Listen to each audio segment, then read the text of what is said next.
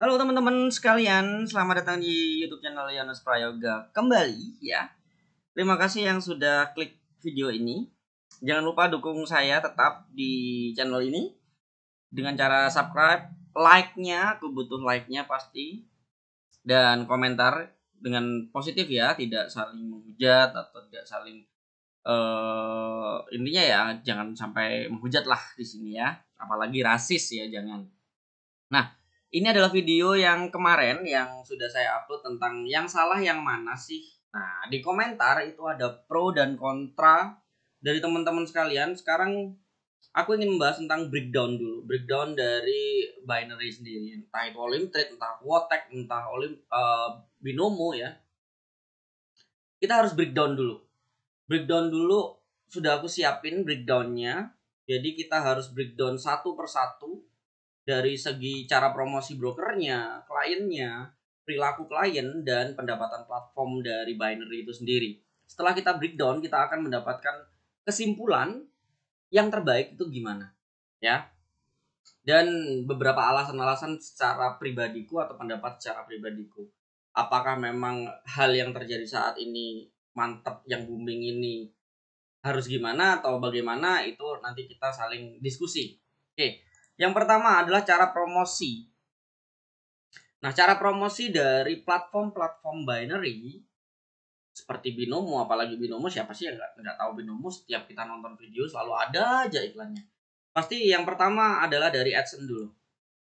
Dari AdSense yang entah itu di Facebook Ads atau YouTube Ads atau iklan-iklan lain lah ya, di mana-mana kayaknya ada deh tentang Binomo ini. Nah, promosi dari broker atau platform itu sendiri terbagi jadi dua lagi. Dari platform yang itu bentuknya website dan sosial media.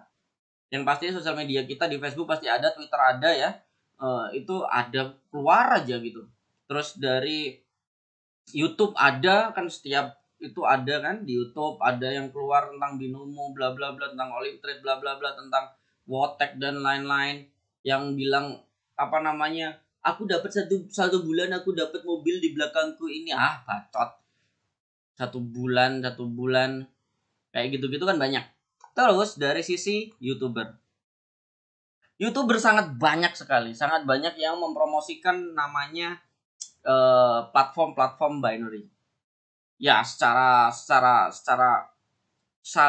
sadar ya pastinya lah YouTuber ya butuh duit ya dari namanya endorse. Pastinya mereka akan dibayar kan untuk mempromosikan binary yang dibilang sebelum video dimulai tiba-tiba, sebelum video dilanjutkan saya memiliki pendapatan tambahan loh, dari yang entah itu yang YouTuber memasak, entah yang YouTuber liburan, yang YouTuber reaction, itu semua melakukan hal itu karena dibayar atau di endorse ya. Terus yang kedua adalah afiliator. Promosi dari afiliator, pasti afiliator mendapatkan free ACC sama seperti YouTuber. Ini yang jarang diketahui orang. Terkadang kita melihat YouTube afiliator atau YouTube yang membahas tentang binary, itu ada akun real yang terlihat real, padahal itu adalah free ACC dari platform itu sendiri, dari binary itu sendiri ya. Dia seolah-olah dikasih akun, bukan seolah-olah tapi beneran dikasih akun yang berbentuk real. Kalau loss akan diganti lagi akun real lagi, bukan deposit aslinya dari mereka yang melakukan menjadi klien di binary pastinya. YouTuber juga begitu, yang kan ditunjukkan kan, aku win 14 juta loh hanya dalam beberapa menit bla bla bla. Afiliator juga seperti itu.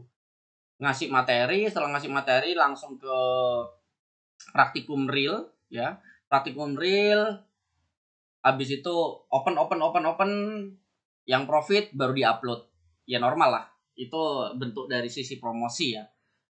Jadi seolah-olah wah dia banyak banget duitnya di platform ini, Binomo, entah di Olimtrade, bla bla bla. Dan aku punya pengalaman juga yang diberikan akun ya, diberi akun free yang berbentuk real, tapi nggak bisa di WD. Aku juga ada, gitu lah. Aku juga ada, tapi aku nggak pakai.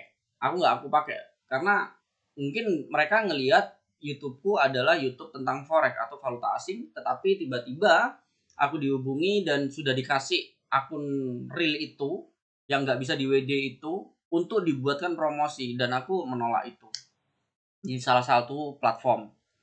Nah, setelah itu yang bikin mungkin perdebatan yang panas di bulan-bulan ini atau di hari-hari ini ya, yang lagi booming ini ya, tentang afiliator, tentang binomo, binomcer, apalah itu, yang mungkin karena itu. Nah, itu adalah promosi-promosi dari platform itu sendiri. Cuman bukan berarti itu salah, karena banyak yang menggunakan cara seperti ini untuk menarik klien.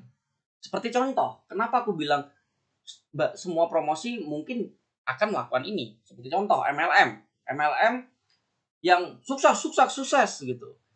Semuanya naik mobil, di belakangnya mobil Mercy. Padahal bukan mobilnya. Nah, sekarang ambil contoh lagi. Promosi rumah.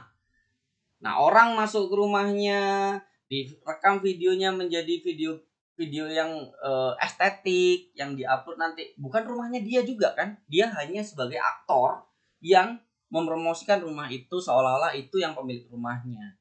Memberindah. Ya itu cara-cara promosi, cara-cara itu juga dilakukan oleh platform-platform Binomo, Binary lah, Binomo, Olimtrade, Wotek, ya, kayak gitu. Nah, itu adalah cara-cara promosi mereka. Ya. Terus lanjut, belum sampai kesimpulan, kita masuk ke klien. Klien itu pasti orang-orang yang mungkin bisa dikatakan trading, tapi sebenarnya itu bukan trading. Makanya aku menulis di sini ada penebak atau OP. Penebak ya kita seperti ya nebak saja. Aku nggak mau menyebut trading karena duniaku ada dunia trading dari 2010. Jadi aku nggak mau menyebut itu adalah platform trading. No, tetap aku menyebutnya adalah akun judi. Ya pasti. Karena hanya menebak. Jadi aku tulis penebakan di sini, menebak ya. Nah, klien ini ada dua pendapatan dari klien ini. Satu, penebak. Kalau penebak biasanya dia mencari profit ya, mencari profit. Penebak ini akan ada dua opsi yang akan terjadi ketika menebak, loss atau profit. Ya toh? Loss atau profit. Biasanya kalau loss ada namanya kompensasi yang dibilang averaging, tapi di platform-platform binary biasanya dibilang kompensasi. Sebenarnya itu bukan kompensasi ya gitu ya, tapi memaksa kita harus win. Nah, itu sebenarnya kompensasi. Nah, kompensasi bisa profit. Bisa profit lagi nih. Bisa profit. Tetapi ketika kompensasi itu benar-benar gagal total ya, itu dia harus deposit lagi dan jadi penebak lagi. Tapi kalau kompensasi ternyata uangnya habis total, kiamat, atau ya udah kiamat, dia udah nggak bisa deposit lagi atau uangnya udah kehabisan. Itu dari sisi klien ketika jadi penebak. Nah, pendapatan dari klien sendiri ada dua. Dari sisi penebak atau pengeksekusi ya, bisa dikatakan pengeksekusi. Yang kedua adalah afiliator atau bisa dikatakan IB, introduce broker. Biasanya gitu. Ya IB lah ya.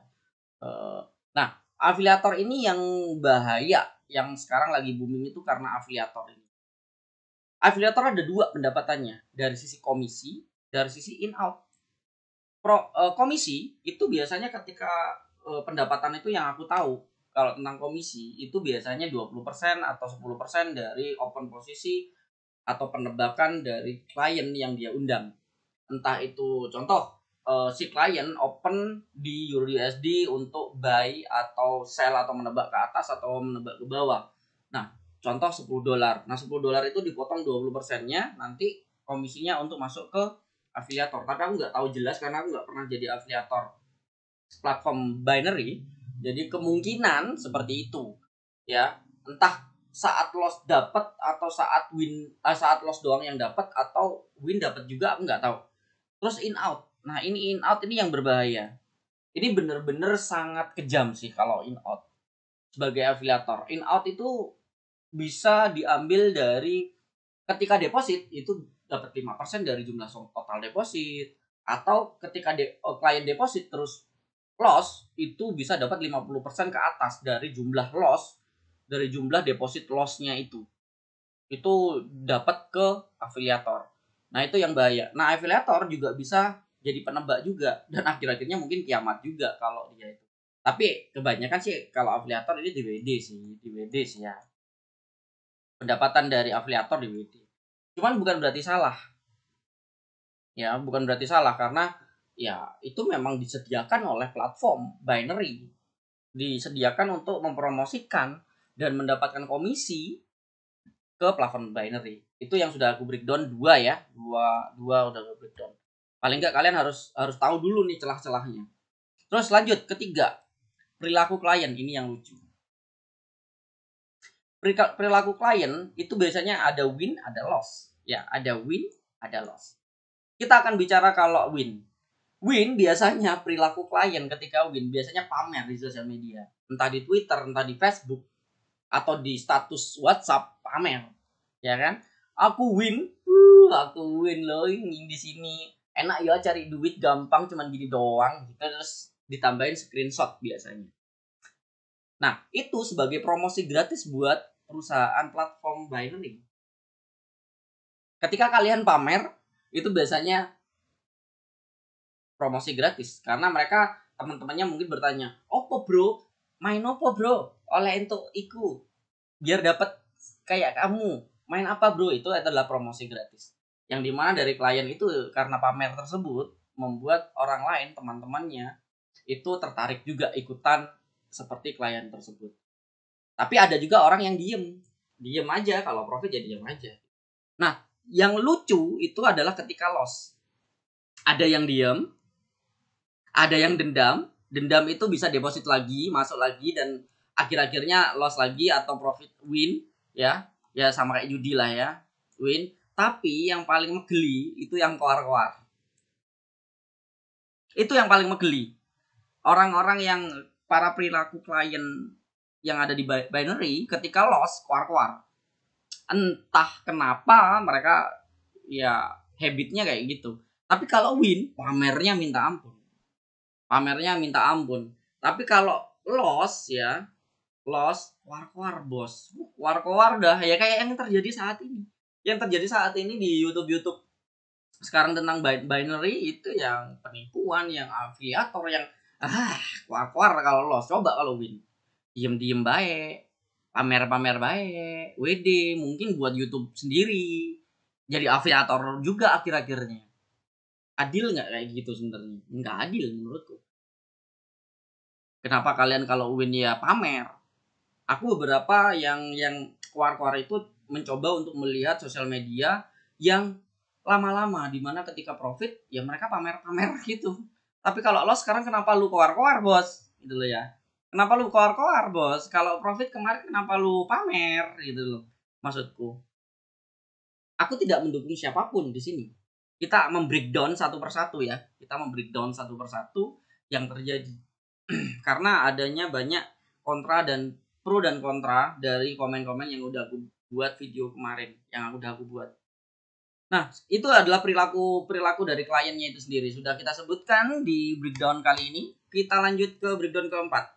Sekarang kita nggak adil kalau kita nggak melihat dari sisi pendapatan dari platform Binomo, Olimtrade, Quotek, dan binary.com. Ya, itu nggak adil kalau kita nggak ngebahas ngebreakdown itu juga. Sekarang pendapatan platform jelas kalau dari platform yang berbentuk seperti itu, yang hanya penebakan doang seperti binary option, itu adalah dari loss client. Pasti dari loss client. Beda dengan valuta asing, saham, kripto. Nah, contoh Binance, kalau kripto Binance, Indodax, terus habis itu kalau saham itu bisa ke Reliance ya, Ajaib. Terus kalau valuta asing itu mungkin kalau Victoria Internasional, Okta, Hot Forex itu beda. Pendapatan mereka dari komisi. Tapi itu bisa di breakdown juga, di mana nanti ada breakdownnya sendiri. Tapi kita bahas fokusnya ke binary dulu. Pendapatan platform jelas dari loss client, bukan dari komisi, bukan dari apapun. Intinya ke loss client, di mana loss client ini adalah pendapatan total dari platform binary.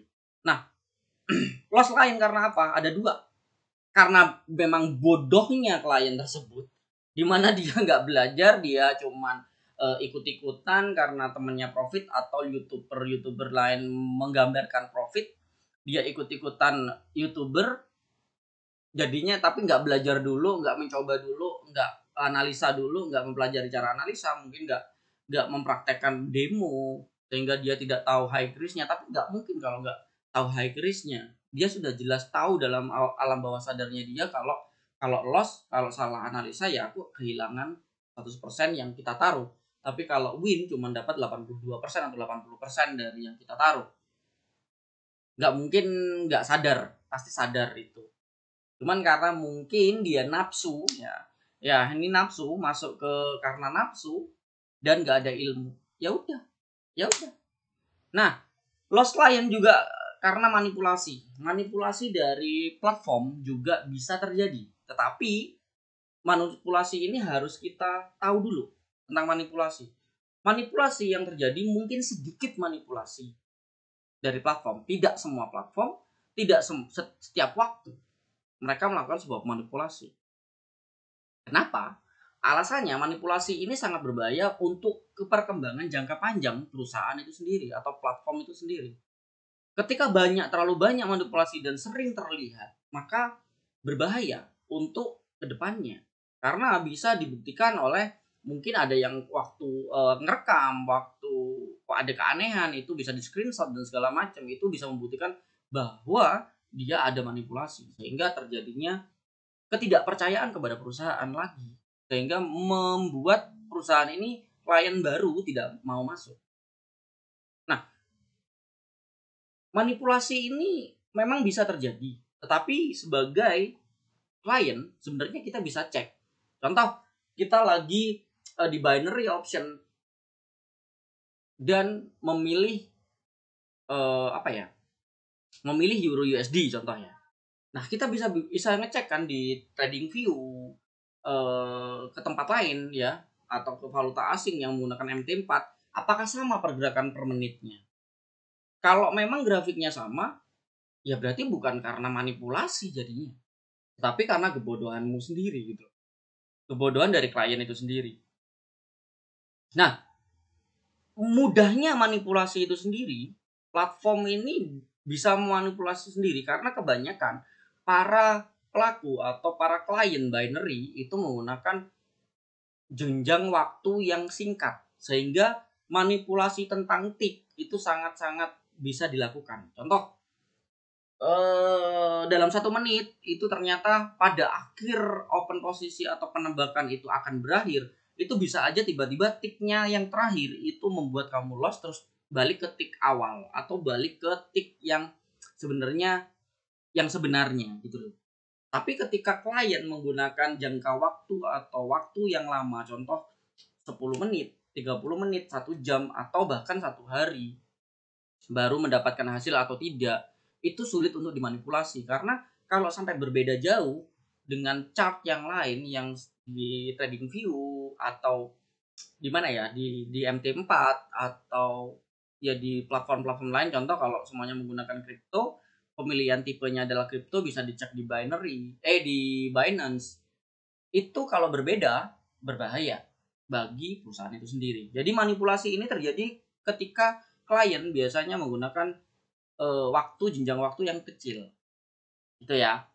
Itu yang kita harus tahu, manipulasi ini. Nah, sekarang dari 4 breakdown tersebut kita bisa simpulkan yang terjadi saat ini adalah, yang lagi gempar saat ini adalah mereka melaporkan afiliator. Menurutku sangat tidak adil. Bukan berarti ada komentar yang kemarin di videoku mengatakan berarti sampean mendukung afiliator dong. Enggak gitu. Afiliator binary dong.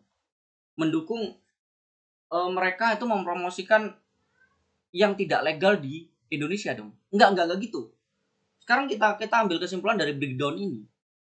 Apakah adil juga bagi afiliator? Ya, apakah adil juga bagi afiliator? Nih, afiliator yang mendapatkan komisi kalau semua orang afiliator dan YouTuber juga melakukannya. Kalian hanya melaporkan beberapa afiliator kan, yang jelas-jelas dia di YouTube memberikan atau fokusnya membuat konten tentang binary. Tapi kalian tidak melihat dari sisi YouTuber lain juga mempromosikan itu. Berarti YouTuber lain juga mempromosikan hal yang sama kan? Nggak adil dong bagi afiliator yang hanya dikhususkan mereka saja. Nah, YouTuber juga mempromosikan kok binary ini dan dia dibayar untuk mempromosikan yang dianggap ini tidak legal di Indonesia. Seharusnya kalau mau adil kita bicara di tengah nih. Kita bicara di tengah, kita bicara jadi pribadi yang di tengah yang tidak mendukung siapapun. Ya kalau kalian melaporkan mereka, ya laporkan juga YouTuber-YouTuber yang mempromosikan binary. Itu baru adil. Ya seperti ketika ada polisi ada di jalan, terus ada yang nggak pakai helm ditangkap, ternyata di belakangnya tuh banyak yang nggak pakai helm. Itu nggak adil namanya. Walaupun YouTuber ini tidak membahas khusus tentang binary, enggak.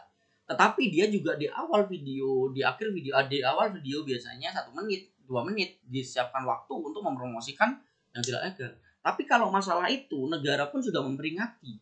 Dia ada di portal berita bahwa itu tidak legal di Indonesia, tidak ada bukti dan lain-lain, itu ilegal ya. Sudah diperingatkan. Bahkan kalau kita buka Binomo saat ini ya, Binomo contoh. Bini terus. Binomo. Dia akan offline atau tidak bisa dibuka atau limited. Ya, limited. Dia bakalan offline atau tidak bisa dibuka. Negara sudah mencoba segala macam kok main PC malahan gini aja, Binomo aja deh ini ya, itu bakalan nggak bisa dibuka gitu loh teman-teman.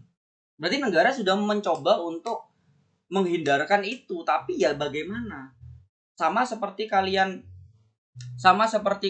itu membeli produk yang tidak ada BPOM di luar negeri. Indonesia tidak memaksa juga. Indonesia tidak bisa melarang juga karena kalian yang langsung beli. Kalian juga yang memilih itu, menggunakan itu. Jadi bagaimana? Indonesia nggak mungkin nangkap dia yang ada di luar wilayah itu, di wilayah Indonesia.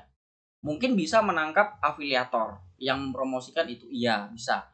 Tapi ya paling nggak keadilan itu harus ada, di mana YouTuber yang memang tidak membahas itu tetapi dia mempromosikan juga, sebenarnya harus diproses juga dong ya sebenarnya. Tetapi itu kayaknya tidak adil menurut kayak gitu. Dari breakdown yang sudah aku sebutkan kali ini, itu ada breakdownnya. Jadi gimana ya, agak sulit memang untuk memberikan kesimpulan. Tapi dari breakdown ini kalian bisa mendapatkan gambaran, iya ya, banyak juga kok YouTuber yang membahas horor, yang membahas masak, yang membahas reaction, ada yang tentang challenge, tapi juga mempromosikan namanya binary. Gimana dong? Tapi mereka yang bagian koar-koar yang los mungkin cari panggung, bisa jadi ya kan, cari panggung, memang membuat keributan yang ya memanfaatkan sesuatu yang memang salah untuk kepentingan dia sendiri, bisa jadi dong kayak gitu. Jadi kita harus benar-benar cerdas untuk menanggapi sesuatu, dan kita juga harus berpikir ulang ya. Kita breakdown kayak gini enak ya, kalau di breakdown gini enak, jadi kita bisa menyimpulkan bareng-bareng. Ketika kita breakdown gini, kita tahu dari bawah sampai bawahnya bagaimana. Jadi kita lebih komplit. Nah, nanti juga kemungkinan video-video berikutnya kayaknya aku breakdown, kalau ada masalah lagi aku breakdown kayak gini, jadi kita sama-sama belajar. Kayak NFT kan kemarin booming, itu kemungkinan aku akan bahas juga nih tentang NFT. Kenapa kok NFT ini banyak yang orang yang pengen buat juga tapi nggak tahu maksud NFT, dan nggak laku juga yang dia jual, malah sembarangan yang dia jual, sampai foto-foto nggak jelas dia jual juga. Tapi ada yang dapat kayak Gozali, dia kenapa seperti itu, dan ada yang nggak laku sama sekali kalau nyontoh dia. Kenapa? Itu nanti mungkin di breakdown kayak gini enak jadinya ya. Dibahasnya enak kalau aku breakdown kayak gini. Nah, itu aja untuk masalah binary option. Jadi ini kelanjutan dari video sebelumnya. Di sini kalau yang belum nonton ya, di sini yang gambarnya thumbnailnya seperti ini. Judulnya yang salah mana sih? Nah, itu jadi kalian sama-sama bisa, ya kita sama-sama bisa mengupas lah dari sudut-sudut pandang yang lain. Aku breakdown itu juga dari sudut pandang lain. Oke ya. Terima kasih teman-teman yang sudah nonton. Jangan lupa like-nya, subscribe, like, dan share ke teman-teman yang lain, dan nyalain loncengnya biar nanti ketika aku buat video baru, aku akan